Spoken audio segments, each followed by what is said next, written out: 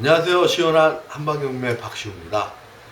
아직도 꽃샘 추위가 여러분들의 몸을 괴롭히고 있네요. 대한민국 경제도 좀 빨리 풀렸으면 좋겠는데 이 추위와 함께 물러갔으면 하는 바람입니다. 오늘은 여러분들에게 경매의 기본인 경매정보 사이트와 대법원 경매정보 사이트를 정확하게 보는 법을 강의하겠습니다. 경매하는 분들 보면은 이 사이트도 모르고 그냥 막 하세요. 그러시면 안 됩니다. 정말 곤란합니다. 먼저, 그리고 한방경매 50% DC합니다. 블로그와 홈페이지를 참조해 주십시오. 먼저, 코트옥션 go.kr을 들어가면, 법원 경매에 들어가면 여기 보면 경매 사건 검색이라고 합니다.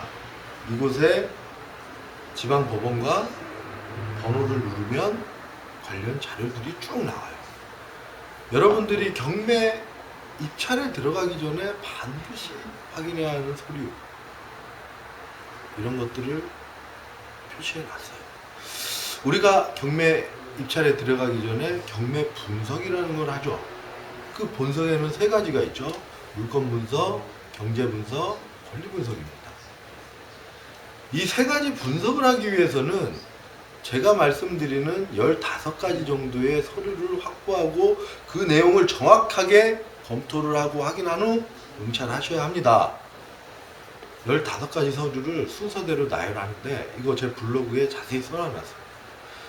매각 물건 명세서, 현황 조사서, 감정평가서, 사건 내역, 기일 내역, 문건 송달 내역, 등기사항 증명서, 토지 이용 계획 확인서, 토지 대장, 임야 대장, 지적도, 임야도, 건축물 관리대장, 환지 예정 증명화, 개별 공시지가, 부동산 공시가격, 관리비 미납 확인, 주변 부동산 중개업소 시세파, 그리고 최근 그 지역 개발 정보. 이렇게 제가 15가지를 분류했습니다. 서류들과 내가 몇 가지 추구한 이 정도는 경매 컨설팅을 하시는 분이라면 당연히 알아야 되고 당연히 중요하게 다뤄야 될 서류들입니다.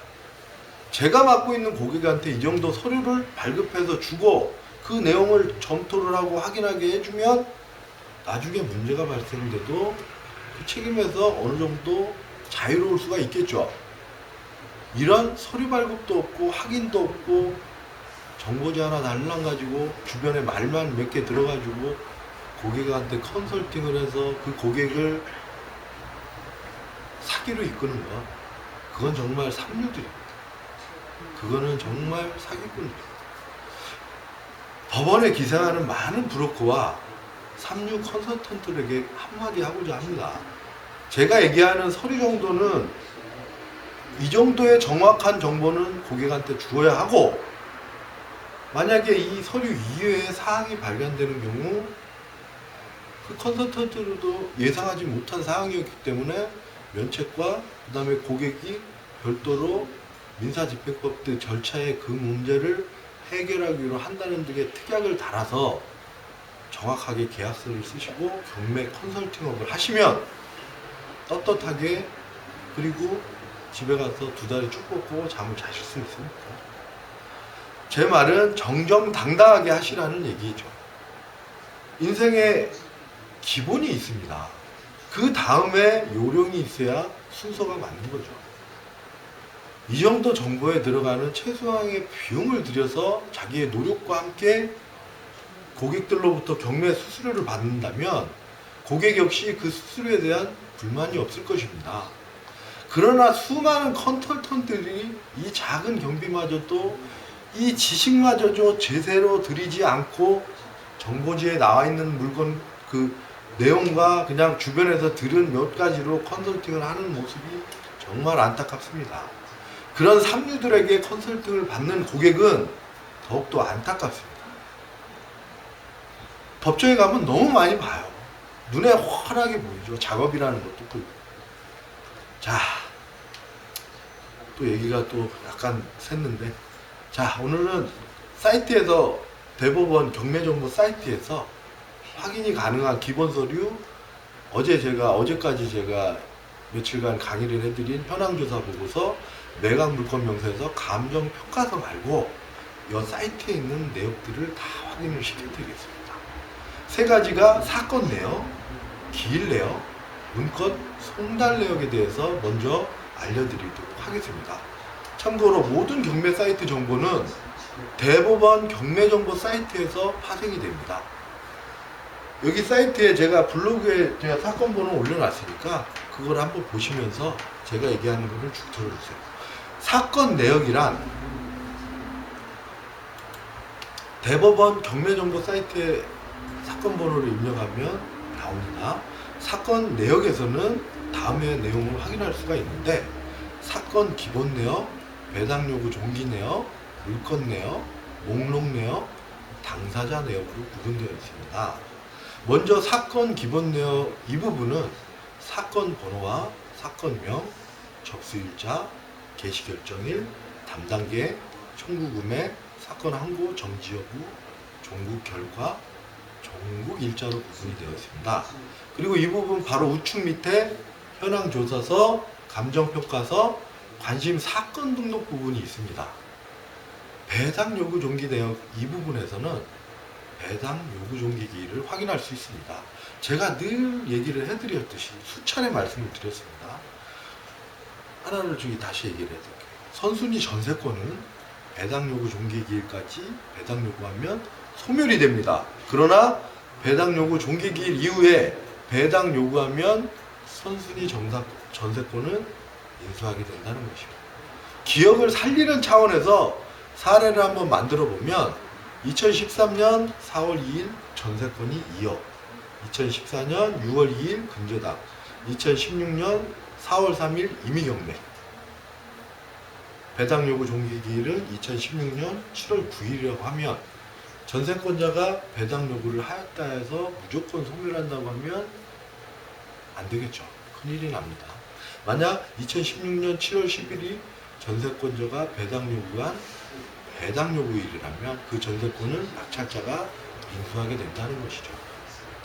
응찰자가 사설 정보지에 나와 있는 내용을 믿고 배당 요구 종기기일을 믿고 낙찰을 받았고 전세권이 배당 요구 종기기일 이전에 배당 요구하였다면 그렇게 권리 분석을 하였다면 그 이후 배당 요구 종기기일이 잘못 기재된 정보지를 믿고 낙찰자도 받았다고 항변해도 어느 법원도 들어주지 않는다는 것이죠.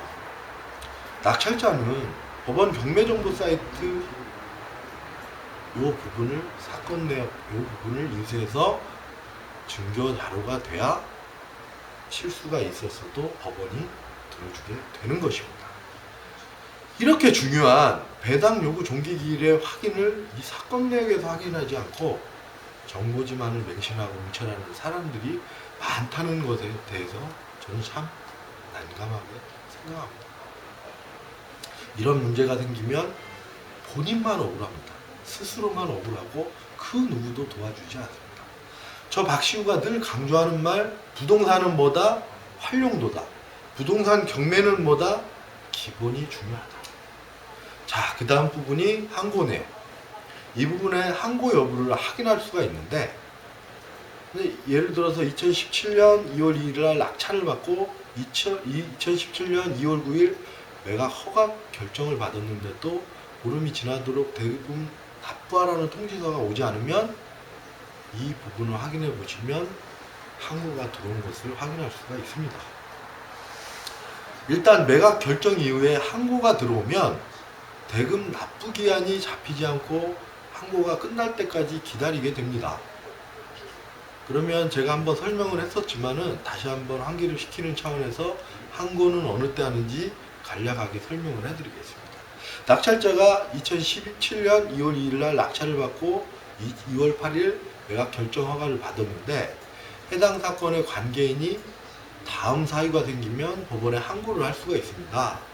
먼저 항고 관련 조문은 민사집행법 제130조 매각 허가 여부에 대한 항고 조문에 나와 있는데 매각 허가 결정에 대한 항고는 이 법에 규정한 매각 허가에 대한 이의 신청 사유가 있다거나 그 결정 절차에 중대한 잘못이 있다는 것을 이유로 두는 데에만 할 수 있다고 규정하고 있고 이 신청 사유에 대해서는 민사집행법 제121조에서 정하는 바 그 내용은 매각 허가에 관한 의의는 다음 각호 어느 하나에 해당하는 이유가 있어야 신청할 수 있다고 규정하고 있습니다. 그 사유는 다음과 같습니다. 1호 죄송합니다. 제가 지금 몸살이 나가지고 좀 코가 좀 막혀가지고 발음이 오늘따라 더 셉니다. 1호 강제 집행을 허가할 수 없거나 집행을 계속 진행할 수 없을 때. 2호 채무가 매수 신고인이 부동산을 매수할 능력이나 자격이 없을 때. 제3호 부동산을 매수할 자격이 없는 사람이 채무가 매수 신고인을 내세워 매수 신고를 한 때. 4호 채무가 매수 신고인 그 대리인 또는 채무가 매수 신고인을 내세워 매수 신고를 한 사람이 제108조 각호 가운데 어느 하나에 해당되는 때. 5호 최저 매각 가격의 결정, 일괄 매각의 결정 또는 매각 물권 명세서에 중대한 흠이 있을 때. 6호 천재지변 그 밖에 자기가 책임질 수 없는 사유로 부동산이 현저하게 훼손된 사실 또는 부동산에 관한 중대한 권리관계가 변동된 사실이 경매 절차의 진행 중에 밝혀진 때. 7호 경매 절차에 그 밖에 중대한 잘못이 있을 때로 규정되어 있습니다. 그 다음 물권 내역. 여기서는 물권 번호, 물권 용도, 감정 평가액과 최저 매각 가격, 물권 상태, 매각 기일 정보, 최근 입찰 결과 등을 알 수가 있습니다. 중요한 부분이 물권 번호란 두 개가 구분 표시가 되어 있는데 그것이 물권 상세 조회이고 하나는 제가 중요하다고 얘기하는 매각 물권 명세서입니다. 물권 상세 조회 내용을 보면 일반 경매 정보 사이트에서 제공되는 일반적인 사항은 여기서 또 확인이 되는데 여기서 파생이 되는 겁니다. 이 말은 여러분들도 요걸 가지고 경매정보 사이트를 만들 수 있다는 것입니다. 그러니까 대법원을 먼저 확인을 하시라는 겁니다. 그 다음이 제가 중요하다고 말하는 매각 물권 명세서입니다. 이 매각 물권 명세서는 매각 기일 7일 전, 일주일 전에 열람이 가능합니다. 반드시 이 부분을 인쇄를 해서 사설정보지에 나와 있는 매각 물권 명세서와 차이가 있는지 확인을 하고 그 내용 그대로 경매 당일날에도 법원에 비치 열람 가능한 매각 물권 명세서가 내가 확인한 내용 그대로 기재되어 있는지 확인하셔야 합니다. 그리고 제발 제가 주의를 드리는데 법원에는 입찰 시작 20분 전에 적어도 20분 전에는 가서 앉아 계셔야 합니다.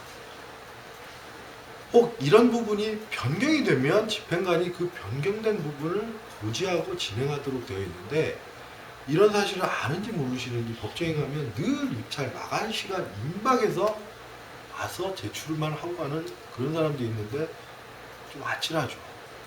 만약 당일날 변경된 사항을 고지받지 못하고 낙찰을 받게 되면 그 모든 책임은 누구에게? 낙찰자에게 있기 때문입니다. 기본이 중요합니다. 원칙이 중요합니다. 경매가 어렵지만은 아니란 생각이 경매를 더 어렵게 하는 것입니다.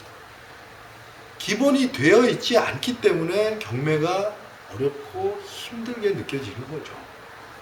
자, 그 다음 목록 내역이 여기서는 목록 번호, 소재지, 목록 구분, 비고 등을 확인 가능합니다. 그 다음이 당사자 부분.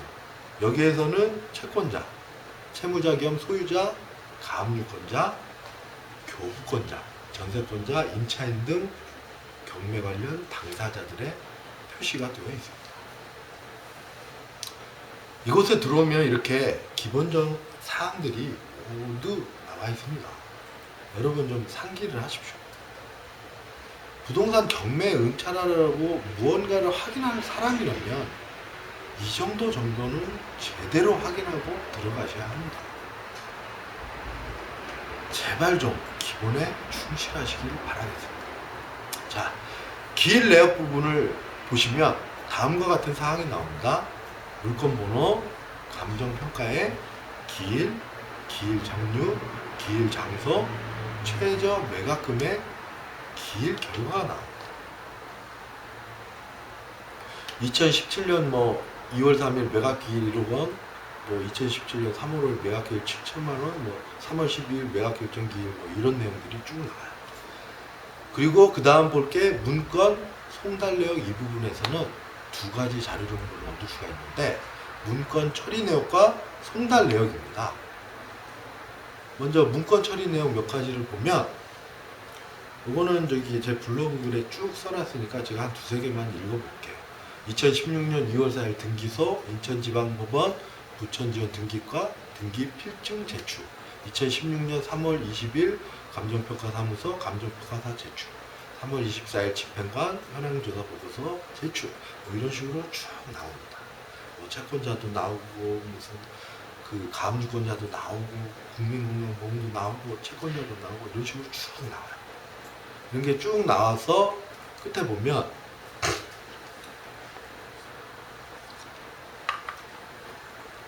쭉 나오는 이것들이 이해관계인이라는 거죠. 경매 관련 이해관계인. 경매 절차와 관련해서 법원에 신청한 문건이 어떤 것들이 신청되어 있는지 하나하나 모두 이곳에 다 기록이 되어 있다는 것입니다. 이것만 잘 읽어도 해당 사건 이해관계인들이 경매 절차에서 어떤 대응을 하고 있는지 등이 확인이 다 보인다는 거죠. 대법원 경매정보 사이트와 한방 경매 사이트는 이 모든 궁금사항들을 다 무료로 제공하고 있습니다. 그 다음이 송달 내역인데 송달 내역에 대한 몇 가지를 나열해 보면 2016년 2월 3일 주무관서 뭐 부천시등 최고서 발송 이곳은 2월 3일 송달 간주로 송달 결과가 나옵니다. 이 말은 송달하는 날 송달이 되는 것을 간주되는 규정에 의해서 발신주의를 택하고 있다는 것입니다. 다른 것 하나를 더 보면 2016년 2월 20일 감정인 평가 명령 발송이 나오고 이것은 2월 25일 송달로 나옵니다. 이 말은 감정인 송달 명령서는 반드시 당사자에게 교부되어야 효력이 발생된다는 도달주의를 택하고 있다는 겁니다. 자, 그 2016년 3월 2일 채무자 겸 소유자 경매 개시 결정 정보 송달이 있습니다. 이 부분은 송달 결과가 폐문부재로 나오면 일단 송달이 되지 않았다는 것이겠죠. 다시 집행관 송달도 되지 않아요. 공시 송달로 한 경우는 14일이 지나면 송달이 된 것으로 보는 등의 송달에 관한 내용을 확인할 수가 있습니다. 송달에 관한 추가적인 두 가지 사항을 정리를 하면 하나는 가등기 권리자에 대한 최고와 채권자 매수 신청 사건에 대한 최고입니다. 여기서 최고란 법원이 해당 당사자에게 그 관련 사항을 법원에 알려줄 것을 요구하는 통지를 말하는데 먼저 가등기권자에 대한 최고에서는 등기사항 증명서에 가등기가 되어 있는 경우 일단 법원은 그 가등기가 담보가등기인지 아니면 소유권 이전 청구권 보존 가등기인지 여부를 당사자에게 알려주도록 최고하고 있습니다. 그래서 당사자가 담보가등기라고 신고해오면 그 가등기를 소멸해서 배당 문제로 해결이 되고 그 가등기가 소유권 이전 청구권 보존 가등기라고 신고하거나 아무 말이 없으면 일단 소유권 이전 청구권 보존 가등기로 취급해서 경매를 진행하고 있다는 것입니다. 자, 그 다음에 무잉여 금지의 원칙에 대해서 소개를 하고 넘어가겠는데 민사집행법 제91조 1항에 근거한 채권자 매수 신청에 관한 사항입니다. 먼저 법조문을 보면 조문명은 인수주의와 잉여주의의 선택 등이고 그 내용은 압류 채권자의 채권에 우선하는 채권에 관한 부동산의 부담을 매수인에게 인수하게 하거나 매각 대금으로 그 부담을 변제하는데 부족하지 아니하다는 것이 인정한 경우가 아니면 그 부동산을 매각하지 못한다고 규정하고 있습니다. 이게 다시 한번 말하지만 무잉여 금지 원칙이라고 합니다. 사례를 만들어 보면 2019년 3월 4일 K은행에서 근저당 1억, 2014년 2월 8일 T은행에서 근저당 1억, 2015년 3월 8일 T은행에서 이미 경매 신청 사건. 감정가가 1억 2천만 원이죠. 그리고 1회 유촉이 돼서 최저 매각이 8,400만 원이 되었습니다. 이러면 법원은 8,400만 원에 낙찰될 경우 경매 비용 200만 원을 빼고 나머지 8,200만 원을 모두 1순위 K은행이 가져가 버리면 실제 경매를 신청한 T은행은 하나도 못 받겠죠. 배당 금액이 없어요. T은행 입장에서 무잉여가 된다는 결과를 가져오게 되는 겁니다. 제가 다 설명했던 내용입니다. 근데 오늘 또 설명을 해요. 그래서 법원은 일단 T은행에게 최고를 한다는 것이죠. 무잉여 금지 원칙에 위배되어 경매를 취소해도 되는지, 아니면 잉여가 있기에 채권자가 매수 신청을 하든지 둘 중 하나를 선택하도록 하고 있는 것입니다. 그래서 T은행이 경매 비용 200만 원과 선순위 K은행 1억 원 그리고 잉여 10만 원을 합한 금액이 1억 210만 원에 매수하겠다고 신고해 오면 해당 사건에 응찰하고자 하는 사람은 최저 매각 금액이 8,400만 원이지만 경찰은 최저 매각 금액 이상이 아니라 반드시 채권자가 매수 신청한 금액인 1억 210만 원 이상 응찰을 해야 낙찰할 수 있다는 것입니다. 자, 여기까지가 기본 경매 사이트를 이해하는 강의였습니다. 이런 거는 누구도 얘기를 안 해줄 거예요. 왜 안 해줄까요? 그죠? 가장 기본입니다. 자, 우리가 나이트에 가도 맥주 3병, 마른 안주 한 접시가 기본입니다. 경매의 기본은 대법원 경매 정보에서 제공하는 서류, 그리고 한방 경매에서 참조를 하면 됩니다. 더 중요한 기본은 저 박시우와 함께하는 것이 기본 중에 기본입니다. 자, 며칠간 설명드린 서류들을 잘 확인해보고 해당 경매 사건이 어떤 것인가 생각해보면 윤곽이 그려지실 겁니다. 그리고 그 흐름이 보이시죠? 그 흐름은 수익으로 이어지게 되는 것입니다. 힘드시면 언제든지 오십시오. 저희 날씨가 풀리고 있습니다. 경제도 풀릴 거라 믿고, 근데 요새 경매 물건이 너무 많아져서 쏟아지고 있어서 걱정도, 한편으로는 걱정도 됩니다. 자, 힘든 시기 슬기롭게 이겨나갔으면 좋겠습니다. 건강한 모습으로 내일 다시 뵙겠습니다. 감사합니다.